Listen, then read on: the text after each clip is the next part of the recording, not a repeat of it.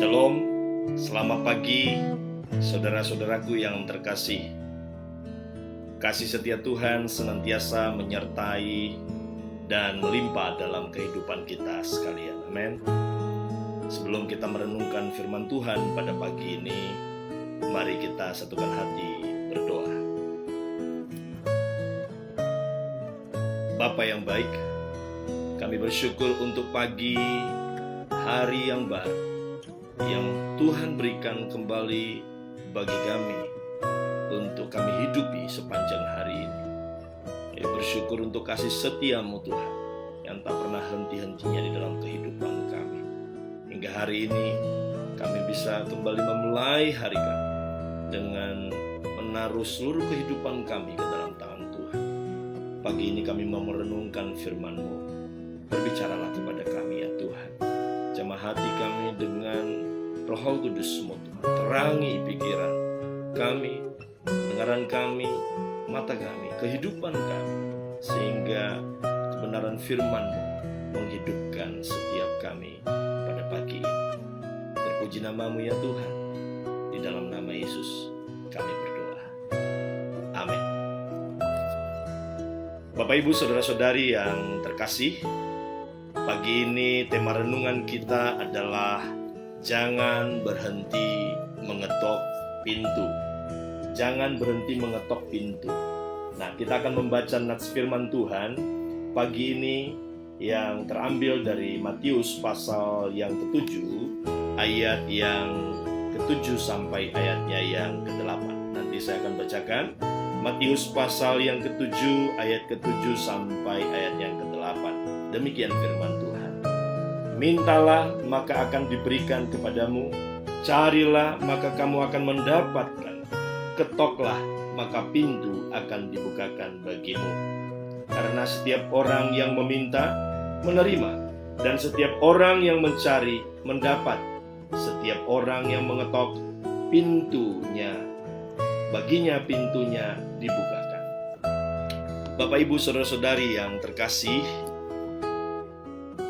nats firman Tuhan yang baru saja kita baca pada pagi ini dalam Alkitab kita ditulis di bawah judul Hal Pengabulan Doa.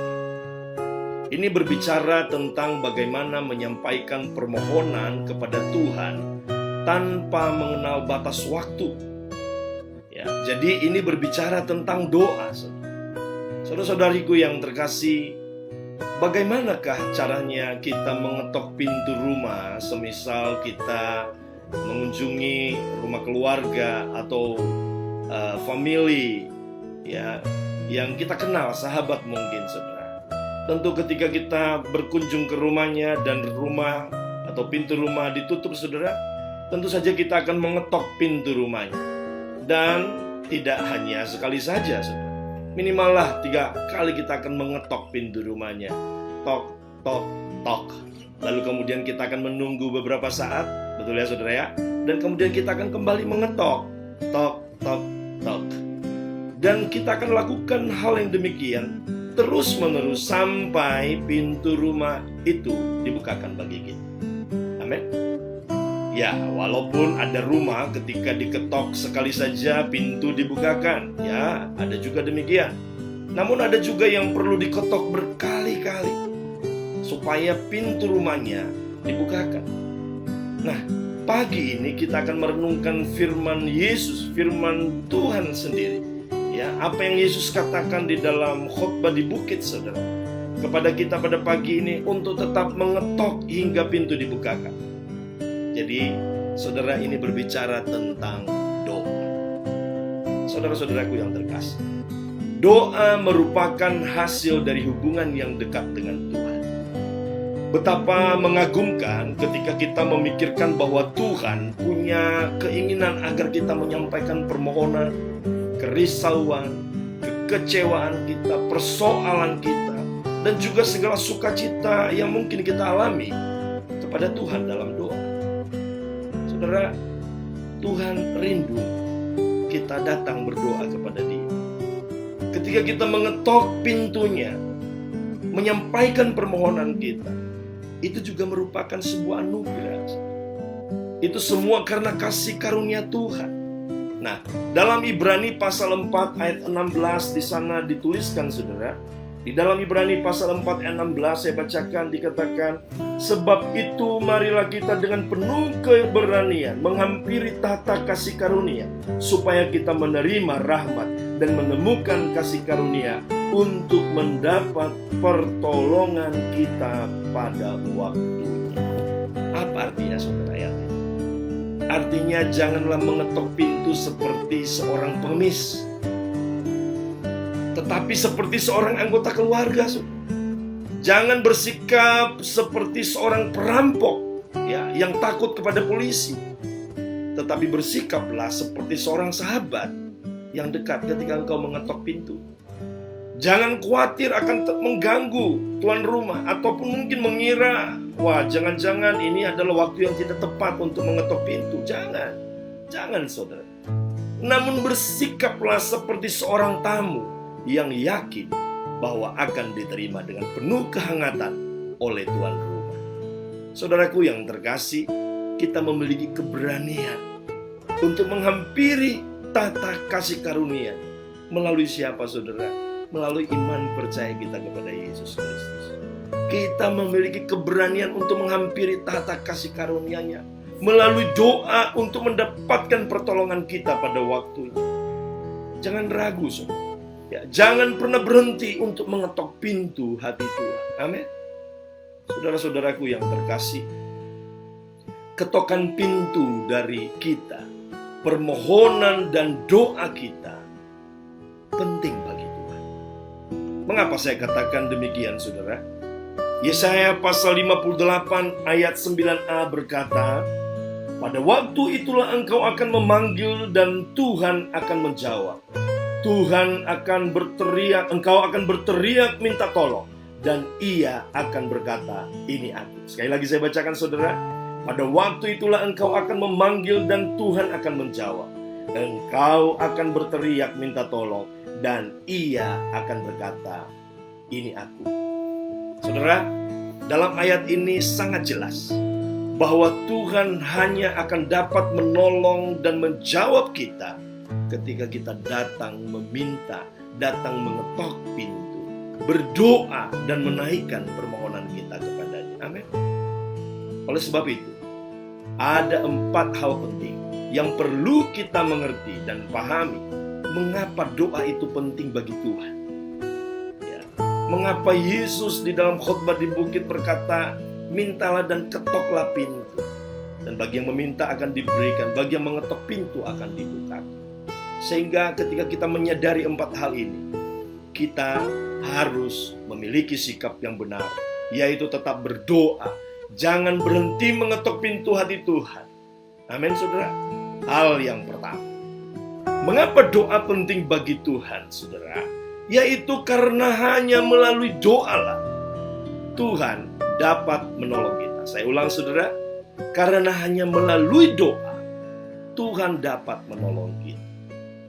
Keberlangsungan hidup kita, pertumbuhan iman kita, dan berbagai aspek lain yang bergantung di dalam hidup kita, semuanya bergantung kepada Tuhan. Semuanya bergantung kepada doa. Tidak berdoa, sama saja kita sedang melepaskan diri kita dari campur tangan Tuhan. Dan menempatkan Tuhan tidak dapat menolong kita. Membuat Tuhan tidak dapat turun tangan menolong kita. Artinya, saudara, doa membawa kuasa dan kekuatan Tuhan bekerja dalam kehidupan kita. Amin. Hal yang pertama, karena hanya melalui doa Tuhan dapat menolong kita. Amin, saudara ya. Hal yang kedua, mengapa doa penting bagi Tuhan? Yaitu karena menganggap doa tidak penting sama saja dengan berkata Tuhan tidak penting. Saudaraku yang terkasih, doa adalah kebutuhan akan Tuhan dan memohon pertolongannya. Lalu, kalau kita menganggap doa tidak penting, berarti sama saja kita berkata, saya tidak peduli dengan kehidupan ini. Saya tidak peduli dengan Tuhan. Oleh sebab itu, saudara, bagaimana kita menempatkan doa dalam kehidupan kita? akan menentukan bagaimana kita menempatkan Tuhan dalam hidup kita. Jika kita menempatkan doa sebagai yang utama, maka itu berarti Tuhan jugalah yang utama dalam kehidupan kita. Jadi hal yang kedua, saudara, doa penting bagi Tuhan, karena ketika kita menganggap doa tidak penting, maka itu sama saja kita berkata Tuhan tidak penting. Oleh sebab itu, saudara, kita penting berdoa. Amin.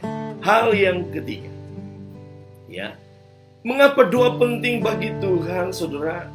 Yaitu karena doa mutlak dibutuhkan untuk dapat melakukan pekerjaan Tuhan dalam hidup kita dengan benar.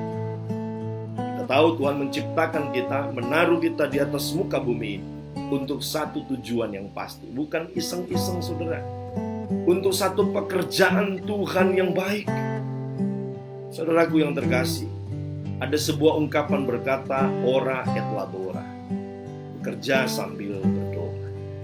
Ini merupakan kesadaran akan pentingnya doa supaya setiap pekerjaan baik yang kita lakukan dapat berhasil. Nah, karena kita percaya bahwa Tuhan akan menolong kalau kita berdoa, amin.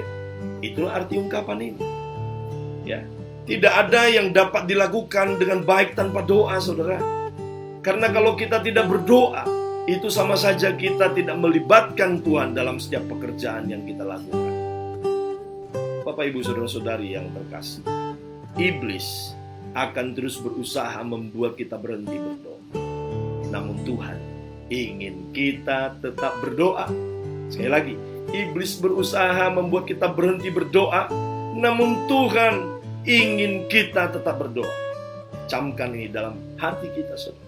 Karena hanya dengan demikianlah Allah akan bertindak dalam hidup kita. Amin. Hal yang keempat, saudara, mengapa doa penting bagi Tuhan? Ya, yaitu karena doa mudah untuk dikalahkan. Ya, karena itu maka kita perlu menjaga. Ya. Oleh karenanya kita perlu menjaga. Ya. Kesibukan adalah musuh utama, ya, di dalam kita berdoa. Doa harus menjadi yang utama dalam hidup kita. Kesibukan tidak boleh menggantikan, ya, waktu-waktu kita berdoa. Oleh sebab itu, saudara, pada pagi hari ini, mari sadarlah bahwa kita membutuhkan, ya, waktu yang terbaik. Kita perlu waktu yang terbaik untuk tetap berdoa kepada Tuhan. Ya, karena hanya dengan demikian Tuhan akan memampukan kita melakukan pekerjaan-pekerjaan yang hebat sementara kita ada di muka bumi. Saudara-saudaraku yang terkasih, bukankah betapa mengagumkan dapat memahami kekuatan dari doa ini? Amin. Jika kita dapat melihat setiap jawaban-jawaban doa yang digenapi oleh Tuhan, jika setiap kali pintu kita ketok dan dibukakan, jika permohonan kita didengarkan oleh Tuhan, maka seharusnya kita lebih lama lagi berlutut dan tekun di hadapan Allah untuk berdoa. Amin, saudara. Kita dapat menghadap tahta kasih karunia Tuhan setiap waktu, siang ataupun malam. Jangan berhenti mengetok pintu, saudara. Allah akan memperhatikan kebutuhan kita. Dia tidak akan pernah meninggalkan kita ataupun mengingkari setiap janji-janjinya. Tidak. Dia adalah Allah yang setia. Bilangan 23 ayat 19 berkata, Allah bukanlah manusia sehingga ia berdusta, bukan anak manusia sehingga ia menyesal. Masakan ia berfirman dan tidak melakukannya, atau berbicara dan tidak menepatinya? Saudara-saudaraku yang terkasih, pagi ini firman Tuhan Yesus jelas berkata kepada kita, mintalah dan ketoklah, karena bagi yang meminta akan diberikan, dan bagi yang mengetok pintu dibukakan. Jika Tuhan telah berfirman dan berbicara demikian, percaya, Dia akan menepatinya. Amin. Tuhan pasti akan menepatinya di dalam kehidupan kita. Jangan pernah berhenti mengetok pintu. Tuhan Yesus memberkati.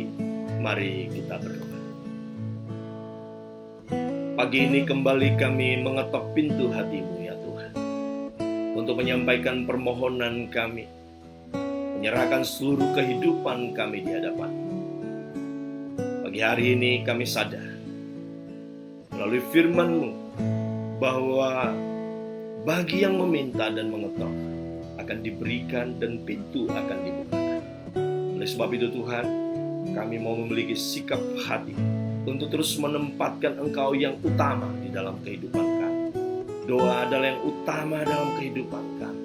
Karena hanya dengan demikian, kami akan bisa menghampiri tahta kasih karunia-Mu, mendapatkan pertolongan dalam waktu-waktu-Mu ya Tuhan. Terima kasih Bapa untuk firman-Mu yang meneguhkan kami pada pagi hari. Sepanjang hari ini kami serahkan ke dalam tangan Tuhan. Biarlah kiranya penyertaan Tuhan senantiasa ada dalam kehidupan kami. Terpuji nama-Mu ya Tuhan, di dalam nama Yesus.